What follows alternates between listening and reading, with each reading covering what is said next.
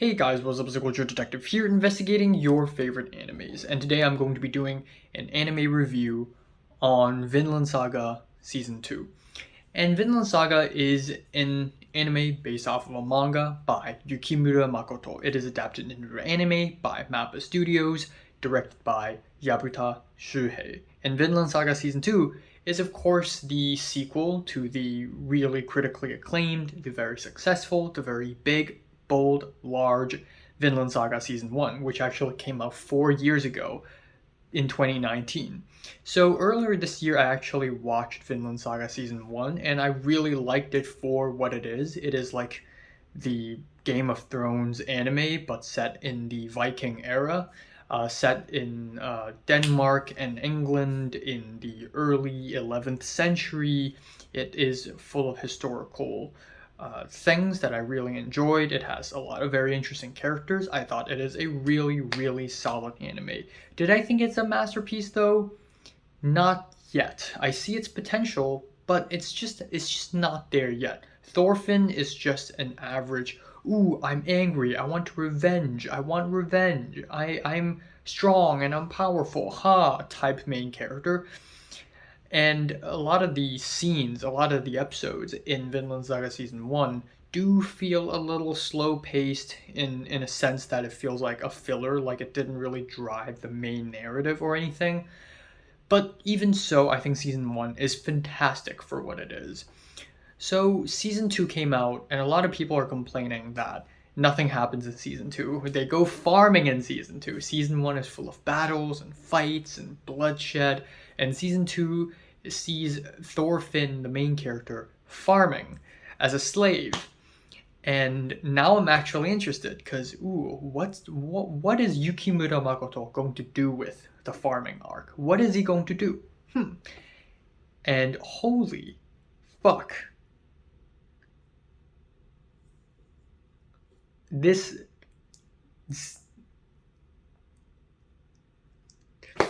So yeah, obviously this season of Vinland Saga completely blew my mind. I think I enjoyed every single episode of Season 2. I enjoyed every single episode. I think it is a masterpiece.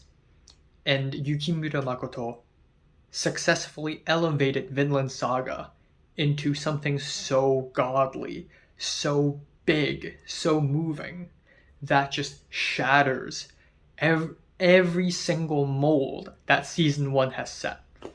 Vinland Saga is a type of anime or manga that there's you before you watch it or read it, and there's you after you watch or read it. Vinland Saga is life-changing, and I can't say that for every single movie out there. Anime is like this. Is so few and far between. And to see that take place in 2023 as an anime just completely shocked me. So I guess before going to the nitty-gritty details of Vinland Saga Season 2, let's talk about the OPs and the EDs. They're okay. I think they're just okay. I don't think MAPPA Studios is great at finding good songwriters for OPs and EDs. The first OP for Vinland Saga Season 2 is Anonymous River, which is a really poppy, like a millennial pop song. That's ultra dramatic, kind of like a gospel song almost. And while normally I don't like music like that because it's so clean and so sterile, but it really fits the tone of the show really well. And I like the animation of the OP with the symmetry and whatnot, which is really cool, even though Dark already did it, and before Dark, the Monogatari series actually did it with Mathemagics. And the ED is just okay, nothing all that crazy. And then the second OP for Season 2 is basically very dramatic rock music, but it's sung in English with a very thick Japanese accent. At least for Anonymous River, you don't get that. But in the second OP you do, and it's just kind of awkward, and I skip that all the time. And the ED's not that special. But that's pretty much the only gripe I have with Season 2, because everything else about Vinland Saga Season 2 is pretty much masterful in my opinion. So I guess I'm just gonna talk about some Season 1 spoilers. If you haven't seen Season 1, what the hell are you doing? go watch some other videos because I'm spoiling season 1 here. So yeah, season 1, Thorfinn's father, Thors, gets killed by Askeladd. So Thorfinn, the main character, follows Askeladd all the way to England to fight and become a war-mongering, animalistic, bloodthirsty vampire who kills out of anger. And, that's basically that. And then that somehow, there's a whole mess with the history, and somehow Askeladd's team of Vikings got involved with Prince Canute, who is being ostracized by his own father, King Svein Forkbeard, because he wants his son, Prince Harold, to be the next king. So Canute wants an army for himself so that he can fight King Svein and Prince Harold and everyone else and rule the world. So that really happened. And then at the end of season 1, of course, friggin' Askeladd decapitated King Svein, and then Canute stabbed Askeladd and killed Askeladd. Thorfinn got really mad because he wanted revenge for his father to kill Askeladd, so he ended up slicing Canute's face before he got taken away. And that's how season 1 ended. And it was a really interesting ending, and lo and behold, he turned into a slave. He went from being the guard to one of the most powerful royalties in Northern Europe at the time, to a lowly slave who has lost all purpose in his life and is feeling nothing. He felt nothing, he is at the very bottom, and he has no will to live at all. And then we are introduced to him and Einar, who is a guy from England who is also enslaved and became friends with Thorfinn in this farm in Denmark, owned by Kettle, who is a really wealthy master in Denmark at the time. So that's basically the general premise, and we really went from the very top to the very bottom. A lot of the episodes, especially in the first half of season 2, is really, really low stakes. Not a lot happens. They're literally just farming, and they deal with very minute issues like needing a horse. On episode 6, it's literally titled, "We Need a Horse." And we have Thorfinn and Einar asking for people if they can get a horse. And that's the day they ran into the old master, Kettle's father, Sverkel, who turns out to be a really kind man. And again, these small vignette episodes doesn't seem all that important, but these are the episodes that really tell you and teach you the importance of kindness, especially to slaves, in a society where slaves are treated like the scum of the earth, worse than pigs. So obviously, not everyone enjoyed season 2, but this is right up my alleyway. I call this the Thorphin Effect, or I guess the Fly Effect. If you're a fan of Breaking Bad, you would know that in season 4, there is a Fly episode where for the entirety of the episode, Walter White and Jesse Pinkman fight a fly in a lab. That sounds boring as hell, but that episode is also a masterpiece. Why? It's because of the context. These characters fighting a fly is interesting because Walter White is a greedy, money-loving, power-hungry person, and then Jesse Pinkman has seen so much trauma and abuse and is trying to redeem himself. So these two characters are very interesting, very fleshed out. And to see them do something as small as fighting a fly is still really entertaining, just because of the characters, just because of the context that the story is taking place in. Similar here, Thorfinn and Einar. Thorfinn has gone through such a roller coaster, and Einar as well, albeit not as dramatic.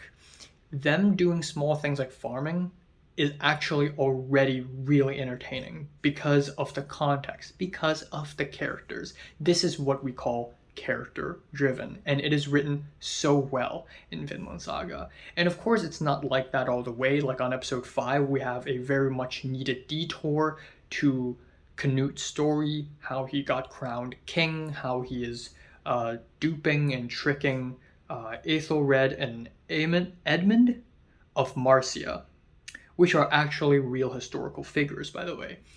And it's so interesting to see Canute totally have a 180-degree change. He is so much more bold and interesting here, and is such a freaking presence in the story in a sea of bloodthirsty, strong, buff Vikings. He is so much more rational and skinny, and he just really stands out as a character. And again, episode 6, We Need Horses. Really freaking good episode.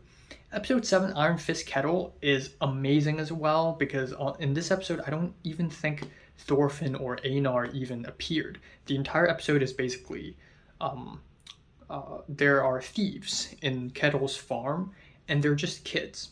And Kettle's son, Thorgil, who is a bloodthirsty buff Viking, wants to like chop off their arms or something, but Kettle, the master, doesn't want to, because he knows how much pain they're suffering. He knows how desperate these thieves are to steal food. And it's just a really interesting concept to see a father being afraid of his own son, and also really interesting way to look at how war affects a person, but from the father's perspective. And most importantly, it is a story about kindness. It feels like a fable. It feels like a sort of like tale from the Bible and being translated into the Viking Age. It's really well written. But of course, the second half of season 2 is even better, and it basically elevated the story to a whole next level. We have episodes 11 to 12, which basically feel like Game of Thrones to me. All the storylines begin to converge. Canute, Leif, aka Thor's friend, back in Vinland Saga season 1, Kettle, they all came together and converged in Jelling, Denmark, which is one of the most important cities back in the Viking era of Denmark. And there's also a lot of violence in these two episodes, which really heavily contrasted the peaceful farming scenes in the first half of season 1. And again, it just goes to show that this world is brutal. The world that Vinland Saga takes place in, aka the real world, is brutal. It's full of violence. It's very depressing. And farming is where the peace is at.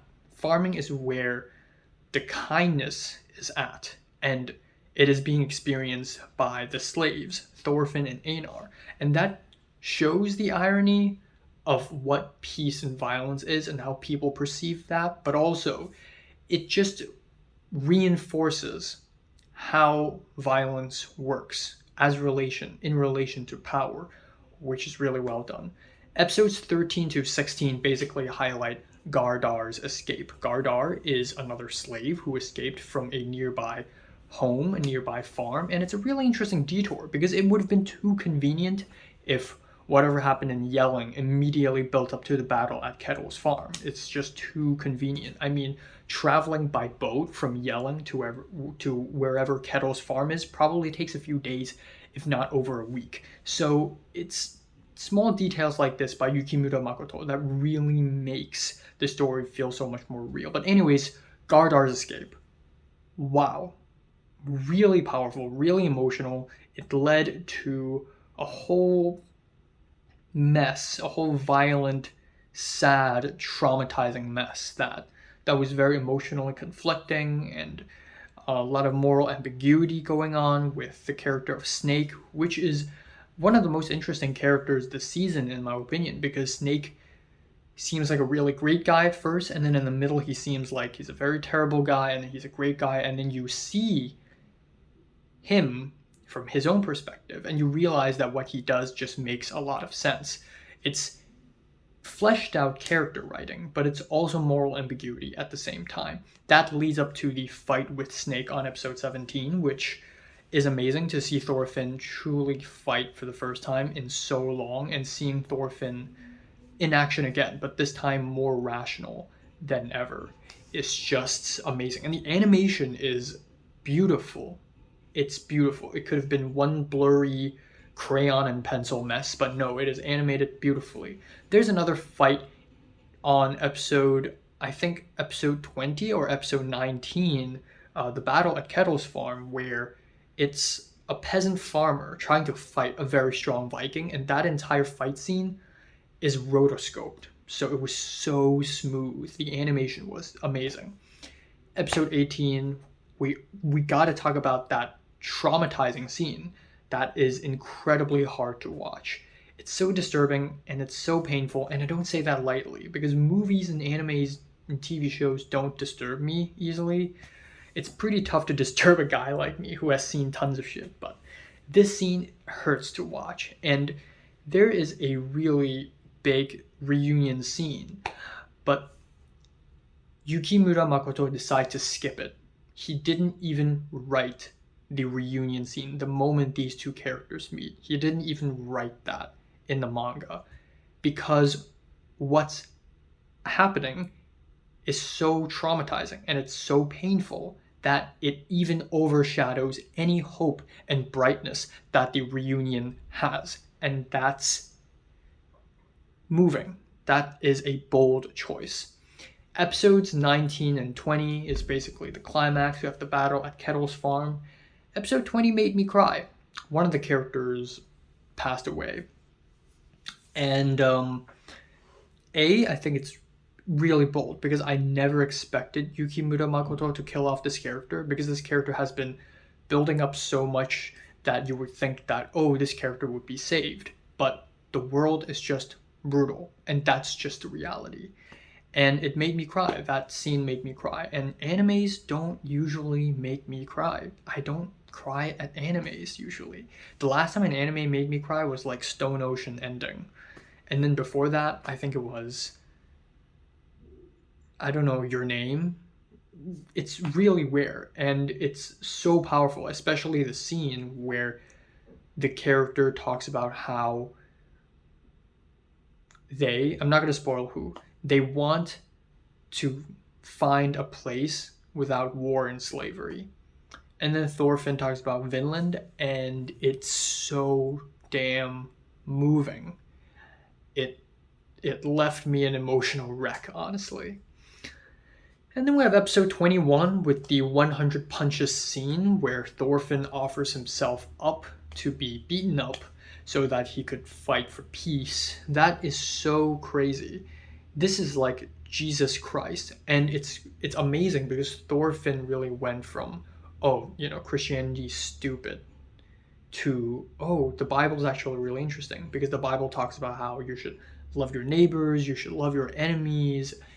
And Thorfinn basically takes on this Christ-like figure at the end of season 2. To think that something like this would happen in Vinland Saga, where the main character is so compassionate that he takes on, he's basically the Jesus Christ of the Vikings. I have no words. I have no words. Episode 22 and 23, we have the reunion with Canute, which was beautiful. And again, given how Thorfinn and Canute have gone through so much, their conversation is so powerful. Every single word weighs 1,000 tons. And that's just testament to how good of a writer Yukimura Makoto is. And also Canute with the tide analogy, that was actually a real thing. Like, that was a real story. Maybe it's not like real, but at least it was written down in history.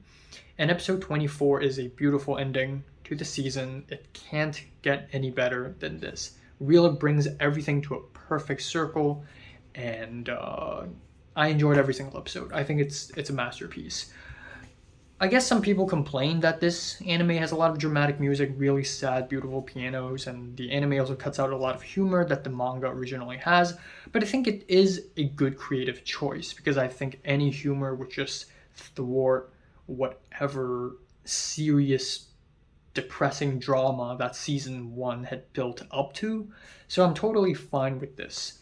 And another amazing thing is just how much research Yukimura Makoto had done to write Vinland Saga, all the way from the Ulfbert sword that Kettle owns is like a contraband, like not a real Ulfbert sword, but these are essentially high quality swords from the Frankish kingdom or something, or from that region, I guess. That's just like a high quality sword. Miklagord being mentioned, which is the old Danish name for the Byzantine Empire. and also Snake's sword, which also implies that he is from the Byzantine Empire, or at least trained there. And near the end of this season, we have the mentioning of Hnefatafl, which is an Old Norse game. So it is small details like this that really make you think, God damn, this guy has really done his research. Who would have thought that one of the most accurate depictions of Vikings would be in an anime? But that's just how it works, man. And the character arcs, Thorfinn's arc, Einar's arc, and even Olmar's arc. Olmar, who started off as, just a wimp, just a cowardly guy, side character who's gonna die immediately, haha. He becomes one of the most inspiring characters near the end of this show, or this season. Truly inspiring stuff. And I guess most importantly, what makes Vinland Saga so great for me is how life-affirming it is. The same way Ikuru teaches you why we need to live. The same way Yi teaches you how we should live. The same way Everything Everywhere All at Once teaches you how, in the face of nihilism, we should still love and be kind. In Vinland Saga, in the face of violence and in a world full of war and slavery, we should be compassionate and understanding of each other and care about each other. It's life affirming. It is insane. This is what separates from a great story to a masterpiece. And some shows are like that, like especially if you watch Demon Slayer. Tanjiro's character is kind, he's compassionate, he's great, but that's just because that's his personality in the first place. But in Vinland Saga, it is earned. Thorfinn is kind and compassionate because he knows what it's like to be not, because he's seen some shit, he's gone through some shit. This is earned only after so much pain and trauma and abuse and anger. Then he sees the truth. I think the dream sequence on episode 9, which is, by the way, amazing, really emotionally intense dream sequence that is 20 something minutes long, is essentially the thesis of this film, the central thesis of this film. There's a battle down there in Valhalla where all the Vikings are just killing each other, chopping each other's arms off, screaming, laughing. And then there's a cliff, and that is the real battle. Whatever's happening down there is not the battle, but the fight for peace and the fight for love and liberty is the real battle. And that's so fucking big. That's so moving and powerful. And at this point, like, Thorfinn has become my favorite main character in all of anime, and maybe my favorite main character of all times. It's just so damn well written. Like, Thorfinn could be eating a bread, and it would still be entertaining, because the guy has just elevated himself to such a high level. The man is enlightened. The dude is enlightened. The I have no enemies scene is iconic, but really the message behind that, the build-up behind that is just masterful. And what's great about Vinland Saga is that people will see this and say to themselves, Thorfinn is amazing, and I want to be like him. I want to be kind and compassionate and to fight for peace. And it's just stories like this that just completely shook me to the core. Yeah, this is amazing. Yeah. I would say that the first half of season 2 seems kind of slow, but the second half is just, I have no words, honestly. I'm giving Vinland Saga season 2 a strong 9 out of 10. Maybe a 10 out of 10, but I don't want to give 10s too easily. But this is truly one of the best stories I've ever encountered. So that's that. So, have you seen Vinland Saga season 2? Comments below, let me know. Subscribe if you want more, and thanks for watching.